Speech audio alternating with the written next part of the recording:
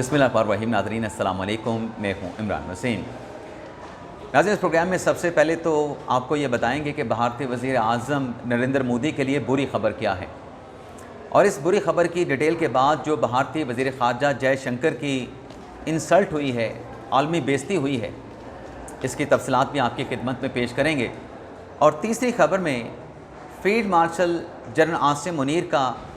Supreme court की अदालत में क्या और कैसे तज़किरा हुआ है, ये तफसीलात, और भारतीय कौमी सलामती के मुशीर अजीत डोवल के झूठ का भांडा कैसे फूटा है, उनका झूठ कैसे एक्सपोज किया गया है, और सच क्या है, सच का आईना अजीत डोवल को कैसे दिखाया गया है, ये डिटेल भी प्रोग्राम में आगे चल के आपकी खिदमत में पेश करेंगे। लेकिन ब्लॉग का आगाज़ करने से पहले आपसे दरख्वास्त के चैनल को सब्सक्राइब कर लें, बेल आइकॉन का बटन प्रेस करें, वीडियो पसंद आए तो इसे लाइक और शेयर ज़रूर कीजिएगा। नाज़रीन, भारतीय वज़ीर आज़म नरेंद्र मोदी जो तीसरी मरतबा इंडिया के वज़ीर आज़म मुंतखब हुए हैं, और उनका दूर दूर तक सियासी मैदान में किसी सियासी जमात के साथ कोई मुकाबला नज़र नहीं आ रहा था। लेकिन नाज़रीन, ये जो जोड़ पड़ा है, जो पाकिस्तान और भारत की हालिया जंग हुई है, और इस जंग में मोदी सरकार को अपनी हठधर्मी, अपनी नालायकी की वजह से जिस नुकसान का, जिस आलमी शर्मिंदगी और शिकस्त का सामना करना पड़ा है, बल्कि तारीख़ की बदतरीन नाकामी का भारतीय फ़ौज को सामना करना पड़ा है, इसके बाद अब ये ज़बान ज़द आम है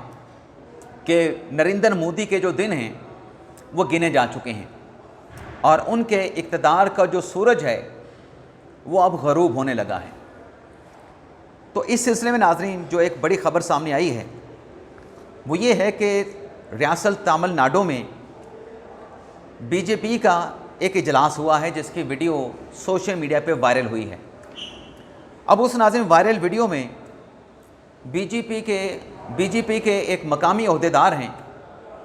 वो मरकज़ी ओहदेदार को ये बता रहे हैं कि अवाम की तरफ से जब हम वोट मांगने की बात करते हैं तो अवाम हमें उसका जवाब ये देते हैं कि अगर आपको बीजेपी के कारकुनान को, ओहदेदारान को अगर भूख लगी है तो आपको हम खाना खाने के लिए देने के लिए तैयार हैं, लेकिन वो वोट अब जो है भारतीय जनता पार्टी को नहीं दिया जाएगा। यानी ये जो बात इस वायरल वीडियो में की जा रही है कि अवाम अब भारतीय जनता पार्टी को वोट नहीं देना चाहते, अगर खाना चाहिए तो खाना देने के लिए तैयार हैं। तो इस वायरल वीडियो से नाज़रीन इस बात की अक्कासी होती है कि मोदी साहब का जो प्रोग्राम है हमेशा इक़्तिदार से चिमटे रहने का, वो प्रोग्राम और वो इक़्तिदार का जो सूरज है अब वो आहिस्ता आहिस्ता ढलकने लगा है, वो सूरज आहिस्ता आहिस्ता ग़ुरूब होने लगा है। तो ये मोदी सरकार के लिए एक बुरी खबर है। लेकिन इसी खबर के पैरेलल जो चीन के शहर तियानजिंग में एससीओ के वज़ीर ख़ारजा का जो इजलास होने जा रहा है, जिसमें शिरकत के लिए पाकिस्तान के नायब वज़ीर आज़म वज़ीर ख़ारजा इसहाक़ डार साहब चाइना पहुँचे हुए हैं, भारतीय वज़ीर ख़ारजा जयशंकर भी वहाँ पे मौजूद हैं। अब वहाँ पे उनकी कोई इत्तफ़ाक़ी मुलाकात होती है नहीं होती, इस हवाले से फ़िलहाल तो हतमी तौर पे कुछ नहीं कहा जा सकता। लेकिन इस इजलास के आगाज़ से पहले भारतीय वज़ीर ख़ारजा जयशंकर साहब ने चाइना के नायब सदर के साथ मुलाकात की है, और इस मुलाकात पे एक्स के ऊपर जयशंकर साहब ने ट्वीट किया है कि भारत और जो चीन के दो तरफ़ा ताल्लुकात हैं वो अच्छी सिमत में आगे बढ़ रहे हैं। अब ये जो नाज़रीन ट्वीट करके जयशंकर साहब भारत चीन ताल्लुकात के हवाले से मुस्बत सिमत का एक तासुर देने की कोशिश कर रहे हैं, उस पे उनकी बड़ी जग हंसाई हुई है। इस ट्वीट करने पे जयशंकर साहब को ये आईना दिखाया गया है कि कुछ अर्सा पहले तो आपके भारतीय जो डिप्टी आर्मी चीफ थे वो चाइना के ऊपर इल्ज़ाम लगा रहे थे कि ऑपरेशन सिंदूर के दौरान तुर्की और चाइना ने पाकिस्तान का साथ दिया, और जो भारत के जो वेक्टर थे, जो हथियार थे, उसकी जब मूवमेंट होती थी तो चाइना की तरफ से रियल टाइम जो लाइव लोकेशन थी वो पाकिस्तान के साथ शेयर की जा रही थी। एक तरफ तो आप चाइना के ऊपर पाकिस्तान की जंग में सपोर्ट करने का इल्ज़ाम लगाते हैं, और दूसरी तरफ जाके आप चीन के शहर तियानजिंग में आप उनके सदर के साथ मुलाकात करके, वाइस प्रेसिडेंट के साथ मुलाकात करके ये दावा करते हैं कि चीन और भारत के जो ताल्लुकात हैं वो मजबूत हो रहे हैं, अच्छी डायरेक्शन की तरफ गामजन हैं, तो क्या ये भारत की मुनाफकत नहीं है? तो मैं ये समझता हूँ कि जयशंकर साहब की इस मुलाकात के ऊपर जो वो शादियाने बजा रहे थे, उसको पे उनको आईना दिखाया गया है कि इस किस्म की मुनाफकत जो है, ये मुनाफकत आपको दुनिया में ज़लील कर देती है, दुनिया में आपके लिए शर्मिंदगी का बायस बनती है। अब जो भारतीय कौमी सलामती के मुशीर हैं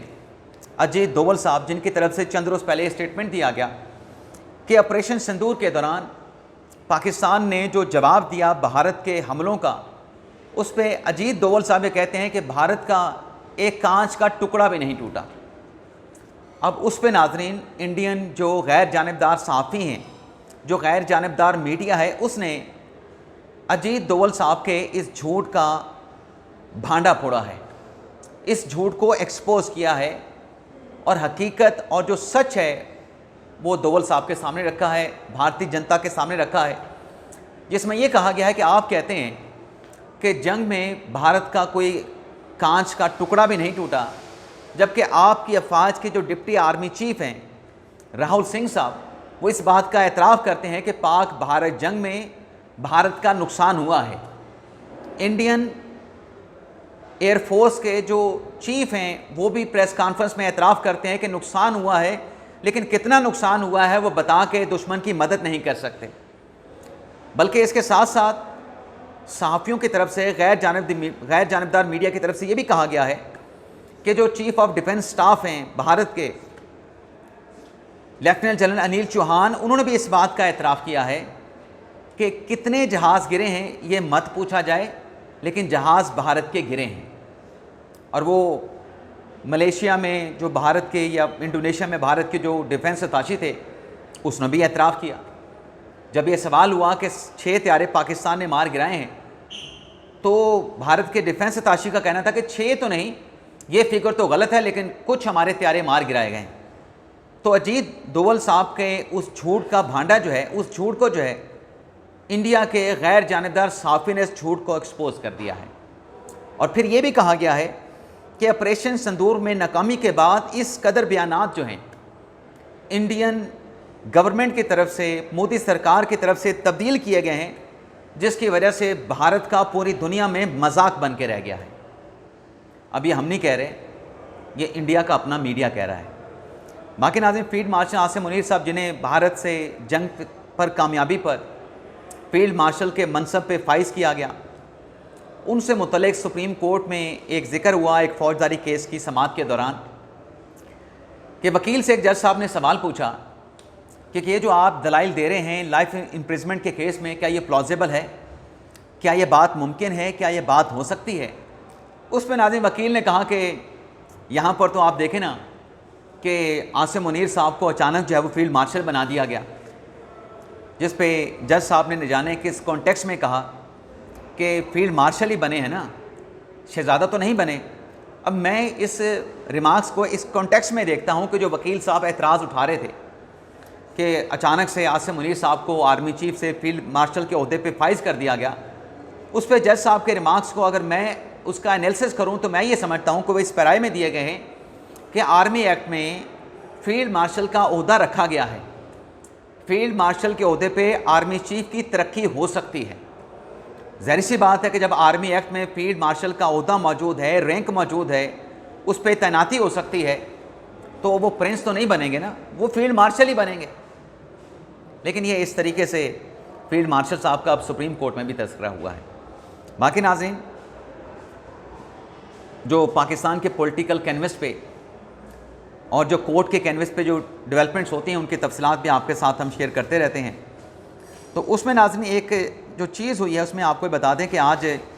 अडयाला जेल में पाकिस्तान तहरीक इंसाफ के 6 रहनुमाओं की, बैरिस्टर गौर साहब की, सलमान अकमराला साहब की, नईम बुखारी साहब की, नियाजुल्ला नियाज़ी साहब की, चौधरी ज़हीर अब्बास एडवोकेट की, हारून नवाज़ साहब की मुलाकात की लिस्ट पेश की गई है। अब देखते हैं किसकी मुलाकात होती है, किसकी मुलाकात नहीं होती। लेकिन इस मुलाकात में अगर हमशीरगान की मीटिंग हो जाती है या पार्टी के इन रहनुमाओं में से किसी की मुलाकात हो जाती है, जो पाकिस्तान तहरीक इंसाफ ने 90 रोज़ा एहतजाजी तहरीक का जो ऐलान किया है गंडापुर साहब ने, जिस पर सलमान कनारी साहब ने लाताल्लुक़ का इजहार भी कर दिया है कि यह ऐलान पार्टी का नहीं, 90 रोज़ा एहतजाजी तहरीक का ये गंडापुर साहब ने खुद ऐलान किया है। और जो मिर्ज़ा अफरीदी साहब को सेनेट का टिकट देने का मामला है, उस पर इमरान खान के सामने शिकायत के ढेर लगाए जाएंगे। उन शिकायत के ढेर पे इमरान खान साहब क्या जवाब देते हैं, क्या डायरेक्शन देते हैं, क्या अहकामात सादर फरमाते हैं, तो शाम के व्लॉग्स में जो भी हैपनिंग्स होंगी अगले चंद घंटों की, उनकी तफसीलात फिर आपकी खिदमत में पेश करेंगे। अब तक ले इतना ही आपसे इजाज़त चाहते हैं। अल्लाह ताला हम सब का हामी नासर, अपनी दुआ में याद रखिएगा। अल्लाह हाफ़िज़।